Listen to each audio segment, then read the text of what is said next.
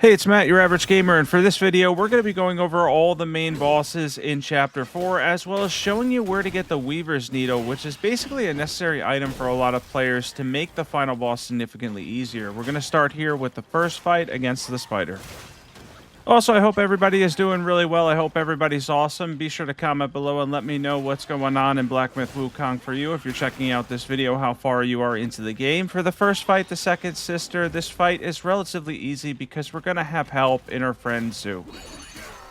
One thing that I'm going to show you that basically is the easiest part to do this fight is to let your buddy basically take the aggro and then charge Smash Stance. I love Pillar Stance. It's better for most fights in my opinion because it does a lot of posture damage. But if you're away from the spider and you charge Smash Stance and the spider's distracted, you could then go towards the spider, use your charge attack, and hit her for massive damage. This is a good way to take on this fight, to be honest, because of the fact that you have help for this one. Given that you have help, it's best to use the distraction that she has to your advantage, charge Smash Stance, and continue to use it. Every once in a while, you could use Freeze if you need to heal, and if you do get a chance, use your light combo during those situations. By the way, Chapter 4 is really challenging. This is the easiest, so I'm not going to go over too much with the spider here. This boss is not going to give you much trouble, but if you are struggling on Chapter 4, I recommend going through this as a guide and also realizing that Chapter 4 is kind of the start of the end game. The final 3 chapters can be really difficult. I'm currently midway through Chapter 5, and honestly, I can state that it's only getting more difficult. I expect the final chapter of the game to be incredibly difficult at this rate, and honestly, I feel like anything in this game is as challenging as anything in Elden Ring, as anything in the Dark Souls series, etc. And honestly, if you're not picking up Blacksmith Wukong because you think it's too easy, and I see those comments a lot when I'm doing Elden Ring stuff for the channel, it is not too easy. Towards the end game is as hard as anything you'll play. Now we're going to talk about the second mandatory fight, which is Zhu, if that's how you say his name, and this is going to be one of 2 fights against him. So for this fight, I recommend being more aggressive than the second fight. Just go at him. This is the easier fight of the 2 and kind of the prerequisite fight to the second one, which is going to be much more challenging and has a ton of surprises. I did back up there to get out into the open arena part because I don't want to get caught up in those pillars. But once you're back out here, you can pretty much use your light combos, whatever spirit you have. I recommend the Wandering Wit or Wandering White, if that's how you say it. He's really helpful, and he'll also give you a good amount of defense for the passive effect when you have that one active. You can then use a Pluck of Many in combination with your transformation. This will absolutely shred this boss and can take up massive amounts of his HP because of the fact that you can pretty much stun lock him. He has relatively low poise, and if you push him into a corner, it gets all the easier. So you can use Pillar Stance for this one. I recommend upgrading Pillar Stance for most fights. There's an exception I'll talk about later, 2 exceptions in which I changed that. But overall, if you continue to upgrade Pillar Stance, it's going to be hugely helpful, especially for bosses that take a lot of poise damage. We're going to continue to fight him here and play aggressive, and we're going to heal whenever we get the opportunity to. You will have decent chances to heal within this fight itself, and then make sure to upgrade your light combos as well because you're going to want to mix that in. After you use Pillar Stance, you can follow up with a light combo for massive damage. It's a great combination for the majority of bosses in the game, especially ones who take additional poise damage because you can knock them back, follow up with the light combo, and then get the slam down after for massive damage. And now on to the second fight, which is also mandatory. I believe both fights are mandatory for Chapter 4. And the first thing here we're going to do is we're going to freeze, use a light combo, and then we're going to follow up by using our spirit for massive damage, taking off his HP right away, which is incredibly helpful. Keep in mind in this phase, you only need to get him down to half HP. That's all you have to get him down to, and then he will phase transition to phase 2, which is much more difficult than phase 1. Phase 1, again, like the first fight, you can play as aggressive as you want to play. Don't use too much in terms of your mana, though. Be careful with that. Just freeze him once or twice, get some damage in, and get him to phase 2. I know this is one of those things where it's just going to sound so much easier to do. It's like a very unhelpful tip, but the truth is, in phase 1 of this fight, you need to try to not heal much because you're going to probably need to heal during phase 2 more so. So if you have to heal once or twice, no big deal, but typically you do not want to heal more than that because phase 2 is significantly more difficult. Keep going for poise damage. Try not to use too much of the freezes in phase 1, just 1 or 2, and then save your transformation as well as a pluck of many or anything you have at your disposal for phase 2 because you are going to need it. So something interesting about this fight is he's going to turn into two different things. He's going to be the boar, which does take damage, but when he does his charge, you typically want to avoid this and not attack him. Try to keep your HP. As far as the other form, it's going to be kind of like a mud-like, fish-like creature, and that doesn't take damage as far as I know that well, so you're going to mainly focus on hitting the boar. And eventually, and kind of frequently throughout the fight, the boar will land on the ground in the mud and will take massive damage. It's a great opportunity to use a pluck of many or your transformations and try to stack up as much damage as possible. This form is more difficult to deal with and is mostly focused around dodging it, which is much easier said than done, as I do get beat up a little bit, of course, because this fight is relatively difficult in terms of this part of it, at least for me, because you really can't get in too much in terms of your attacks, and you have to focus on some delayed and some attacks that hit you relatively quick. He'll eventually form into a rhino, which then he will charge at you with 2 additional clones. Be sure to dodge this because it does massive damage. And when he gets bored of being a rhino, eventually he will phase back. He can hit you at the end of his phase, so be careful of that. That's something that happened to me kind of frequently. You don't want to get hit or stunned because you're going to have a great opportunity to stack up some damage here. And that's exactly what you want to do. Get in pillar stance as well, of course, for more charge attack damage. You can keep the boar on the ground, which is huge, and hit it as much as possible. If you do face it in the front, keep in mind, like I got hit there, you can get hit for a decent amount of damage. If you're at his sides, he can kick you, and he can kind of move too. He's relatively difficult from pretty much any angle. Blacksmith Wukong does that well with bosses. They kind of react to where you are and what you're doing, so keep that in mind. There's really not a lot of safe spots for these bosses. You'll be surprised with what they can hit you with and how the hitboxes work. It can make it very challenging. So when I got to the end of this fight, I was really not doing well. And now I had forgotten to upgrade my gourd, which would have helped, but I had to heal at the end there. And yeah, this was really difficult towards the end because he ended up going back into the rhino phase, what made it challenging because you could basically dodge during this phase. That's it. You want to dodge and then get back to where he falls on the ground so you can finish off the boss and take him down. Yeah, it just wasn't good timing. I probably should have had enough damage. You could use the tiger pellets, by the way, which help a lot for even more damage to add on damage. And then, of course, the damage boost after getting a perfect dodge is insanely helpful as well if you have that. And next up at number 4, the fourth fight, the fourth mandatory fight, is the Violet Spider. I'm going to show you how to absolutely shred this boss. It was really easy for me. This took a total of 2 tries. We're going to start with a freeze and a light combo. And we're going to apply pressure to this boss. We're going to play really aggressive with the spider because the further you are away, the more it tends to use the web stuff, which just makes the fight way more challenging than it needs to be. We're going to try to knock it down as much as possible, and when we get towards half health, we're going to absolutely shred this spider with a combination. And this is going to make our lives a lot easier, ultimately, because we're going to use a pluck of many, and then on top of that, we're going to transform, because guess what? That's going to be excellent against the spider, given how the spider hits you. It can't really interrupt a lot of your attacks. We're going to transform into the superpowered monkey here and get into some frost damage. And this is where we start to shred. We start to get massive damage. The frost is amazing against Violet Spider. It's a fantastic transformation to use. To see the amount of HP I took off of her, which was relatively easy to do. And again, 2 tries for this fight, not too bad. Ultimately, it's not too challenging.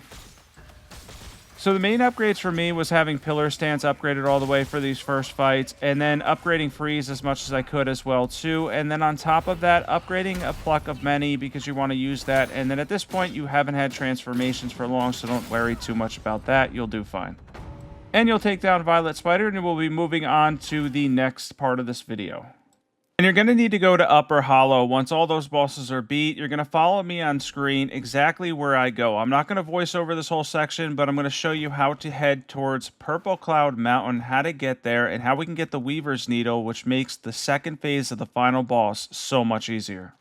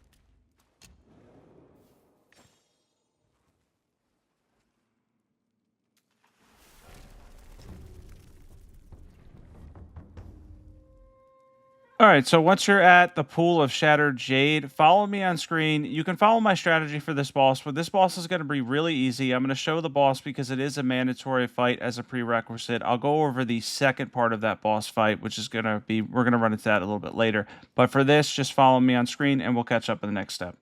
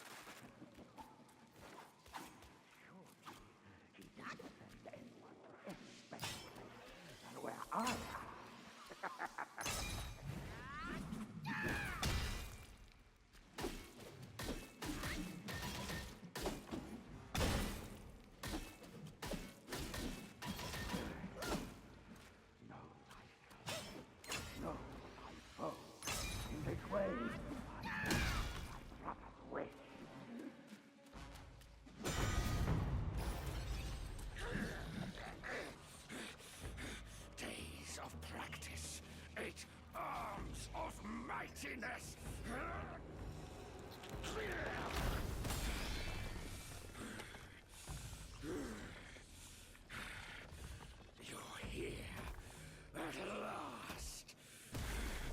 The destined one will first test your worth.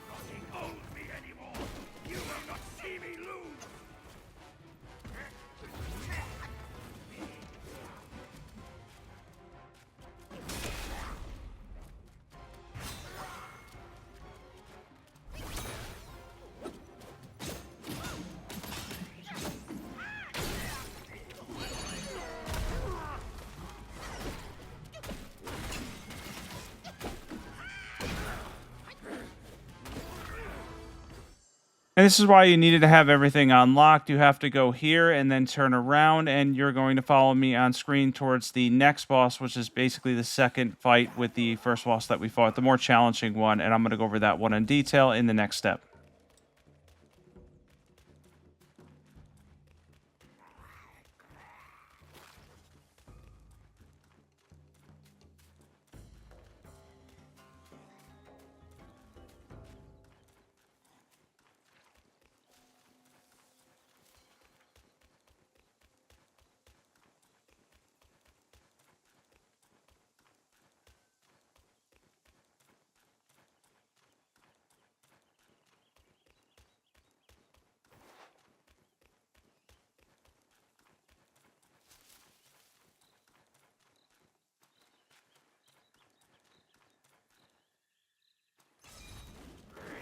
All right, now we're going to go over this fight because if you want the Weaver's Needle, then this becomes mandatory. So this fight is a more difficult version of the other fight. First phase isn't too bad, but the thing here is there is 2 phases. You could use your transformation early because guess what? You're probably going to get it again, especially if you have a couple points into your transformations as well. That's going to be hugely helpful here. And we're going to get some massive damage using our freeze once again. And then we're going to try to save a lot of our mana for the second part of the fight, because we want to get as much damage as possible without using that blue bar, right? Because the second phases of pretty much all the fights in this game, and most fights in most games, are going to be more difficult. Not always, but the majority of the time they will be. So try to save what you could save for phase 2 as much as possible and get in light combos in combination with charged attacks. And that's going to be what you want to do here ultimately to get him to phase 2. Phase 1, you're not going to struggle with that much. Phase 2 is much more difficult, as I mentioned, with a lot of the fights. And yeah, he's got to flash around a little bit here. He's got a bigger move set. And of course, he has a lot of light combos that, while they don't do a ton of damage on each hit, can stack hits very fast. Yeah, you don't want to get caught in too many of those. And I do get beat up. I get hit a lot ultimately because this only took me 2 tries. I didn't really master this boss fight because it is an optional boss after all. But again, since you want the Weaver's Needle for the final boss, you're going to need to fight him. And keep going at him. Fight him aggressively, play aggressively, but be careful of those moves because he can flash around the arena a little bit. He doesn't disappear like the Blacksmith or anything like that, but those are attacks that are very, very fast that can do a lot of damage and stack up quickly on you. He also tends to combo after he finishes them. Just watch him the best you can. Yeah, again, I do get hit a lot. I'm not the best at these games. If you notice my name, Your Average Gamer. Yeah, for me, I'm pretty average when it comes to Souls games and Souls-likes. I know you don't want to call this game a Souls-like, or a lot of people don't want to call it that, but it is. It's just as challenging as anything in any other Souls games. At least the company didn't want to call them that. And then a lot of people commented, said it's just a challenging RPG. But for me, this has all the elements of a Souls game.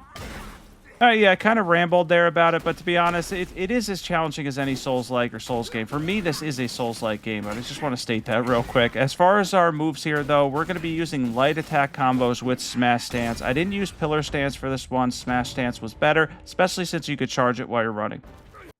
And then you're going to be at Purple Cloud Mountain. Now, I'm not going to explain this entire area in detail because, honestly, it's really linear. It's very easy to get through. It's very easy to navigate. You're not going to struggle much going through this area, and you'll probably end up at the final boss, which is what we need to fight relatively easily. Which, in a second here, I'm going to go over Phase 2 and explain it, well, basically the best that I could possibly explain it, but it is a very difficult fight. The final fight that you have to get, the Weaver's Needle, is going to be a challenging fight because it's the final fight for this area. You have to beat this boss for the Weaver's Needle. So Phase 1 is so simple that I cut it from the video because the video is already 24 minutes long, which is long enough, and we kind of did go off the beaten path because we wanted that item to make the final boss easier. The first phase of this fight is cake. Honestly, it's really easy. It's that easy. The first phase, I don't even need to explain. You're going to attack his legs. He does a lot of stomps. You're going to try to avoid it the best you can. Phase 2, with the blood moon and everything that we have up there, kind of reminds me of Bloodborne. But anyways, you have that awesome environment now. You're going to face him. It's going to be really hostile and a lot more difficult. So what I do here is I end up using, once again, we are going to use a Pluck of Many, and I'm going to put all of my points into that and a lot of my points into the transformation for this fight. And I do get beat up here a bit, but this is a great strategy to take this tough boss down. And this boss is difficult. The combination of movesets make it really hard. The environment, especially there when he breeds that, I actually go towards him and take the risk and I take the damage, which is probably not the best idea in terms of avoiding it, but if you can get behind him, you can get in some damage. That activates an area of effect, essentially, which will bring down your HP fast. And then continue to use transformations, a Pluck of Many, and any freezes that you have left. You're probably going to run out of mana in this fight because, again, he has a ton of HP. He dishes out a lot of damage to boot. Overall, he's probably the most challenging boss of Chapter 4, assuming you get the Weaver's Needle for the final boss.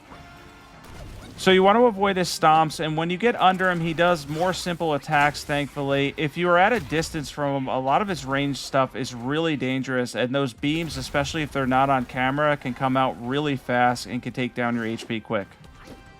You can continue to play aggressively, but for me here, it was really difficult to take on this boss. After I changed to a Pluck of Many and the transformations, putting my points into there and taking them out of Pillar Stance and stuff for this fight, because you can respec for free at any time, this fight took less than 4 tries, though, which was really good.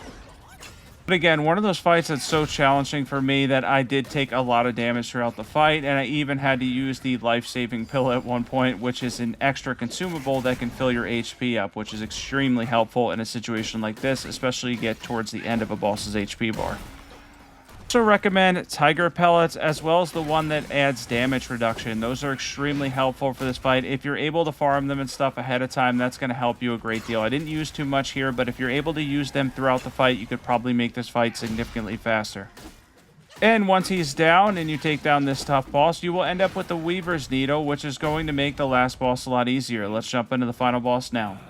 So this fight's going to take me around 3 minutes, and once again, I do get beat up a bit, but I want to show you what the Weaver's Needle does. And after grabbing this item, this fight took a total of 2 tries. It was literally 2 tries after getting the item, and I was able to play really aggressively because his Phase 2 is almost non-existent. meaning you can get rid of all of the thunder, everything about that, and all of the dangerous stuff that he can do in Phase 2 is gone entirely after using the item, and on top of that, the item will stun him as well, allowing you to do a significant amount of damage at the start of Phase 2. And he is still challenging. He's hard to dodge, no doubt. You want to save your HP for Phase 2 regardless. Even though Phase 2 is significantly easier, he's still going to have that grab attack, which I do believe I get hit by, and a couple other things that you want to avoid that can do massive damage. But aside from that, it's so much easier because you don't have the hostile environment to deal with. By the way, you're not the only one struggling with his hitboxes. The most difficult part about this entire fight, and one of the reasons why I went to go get the item, was I wasn't doing enough damage because his hitboxes are terrible. He has some of the worst hitboxes in the game so far. I'm midway through Chapter 5. Honestly, they're awful. For somebody who literally has a giant body that it looks like you could hit any of the legs, you'd be surprised at what doesn't make contact with him. His hitboxes are like way smaller than the boss size is. It's incredible. There I get hit with a grab, of course, does a lot of damage. You want to try to avoid that one, although it comes out quick. All right, soon here we're going to be getting closer to Phase 2, and you're going to get to see what that item does, what the big difference is between Phase 2 normally and what it looks like with that item, and why for a lot of players it's probably going to be mandatory. All right, now we're going to have a hell of a good time because guess what? We have the item that's going to stun him. You're not going to use it yet. You have to avoid this attack. I believe it's just 3 hits. I get hit with one of them, of course, because it comes out quick, and then the last one comes out slow. I get the perfect dodge, which is going to be helpful because it gives us a nice damage boost. And of course, this is where we're going to use the item. I'm on PlayStation, so it's going to be right trigger and then left click stick, which is the L3 button, I believe. And of course, we stun him too. Check this out. We got a stun in. We can do massive damage, and his whole phase part is taken away from him. So you're still going to have to avoid his stomps. He's going to have some lightning attacks he can use on you as well. But overall, if you can keep up the poise damage and keep up the pressure, you could play aggressively through both phases and basically heal through it and still do well having that item. By the way, to perfect dodge that, once the rocks are at the top, you're going to hit the dodge button. And I do get hit with that the second time he uses it because it is difficult to dodge. But what I learned about it is once the rocks are all the way at the top, you hit the dodge button right then and there, and you're going to get the perfect dodge. Of course, his slam down there can be a little bit frustrating too. But again, as soon as he flips over, you can hit the dodge button and time it with perfect dodge. Yeah, a lot of that stuff is avoidable, but again, I'm playing as aggressive as possible here because of the fact that I want to do as much damage to him because he doesn't have the crazy phase now. It's going to be so much easier. It's going to be more like the first phase, except a little bit faster. If you notice, by the way, I'm getting my transformation back as well, which was huge. I was actually paying attention to that at the time I missed the dodge there. That's really important to get that one too because he's basically stunned afterwards and you can get in a light combo or a charged hit or however you want to go about it for a good amount of damage. And we did take him down there, didn't even use the last transformation. I believe that item also allows you to use the transformations in Phase 2, which is awesome. Thanks for watching this one if you tuned in to my boss guide for Chapter 4, as well as to where to get that really important item. Be sure to sub if this video helped you. I'm looking forward to doing more Blacksmith Wukong content. This game has been a really fun time, by the way. I'm not sure if it's worth the full price tag because I'm not sure on replayability yet. For me, I gave it an 8 out of 10, though. It's definitely worth it if it goes on sale this holiday, though. I hope everybody has a great day.